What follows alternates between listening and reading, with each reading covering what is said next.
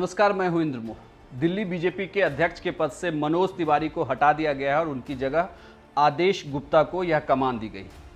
मनोज तिवारी की जगह लेने वाले आदेश गुप्ता वैसे तो दिल्ली की सियासत के कई चर्चित या बड़े नामों में से एक नहीं, वह नॉर्थ एमसीडी के मेयर रह चुके हैं। गुप्ता पश्चिमी पटेल नगर से पार्षद हैं। अप्रैल 2018 में वह उत्तरी नगर निगम के मेयर बने थे। आपको ये भी बता दें कि आदेश गुप्ता की एजुकेशनल क्वालिफिकेशन ग्रेजुएट है।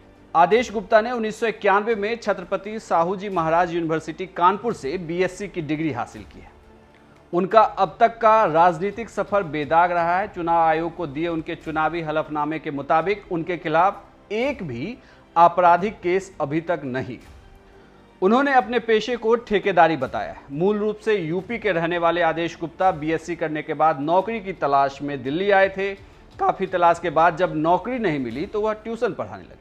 2 साल तक ट्यूशन पढ़ाने के बाद उन्होंने बिजनेस शुरू करने का फैसला किया। शुरू में उन्होंने कॉस्मेटिक उत्पाद की ट्रेडिंग का काम शुरू किया, लेकिन उसमें भी नाकामी हाथ लगी। इसके बाद वह फिर से ट्यूशन पढ़ाने लगे। इसी दौरान उन्होंने CPWD में कॉन्ट्रैक्टर के तौर पर रजिस्ट्रेशन करा लिया और ठेकेदारी का काम शुरू कर दिया।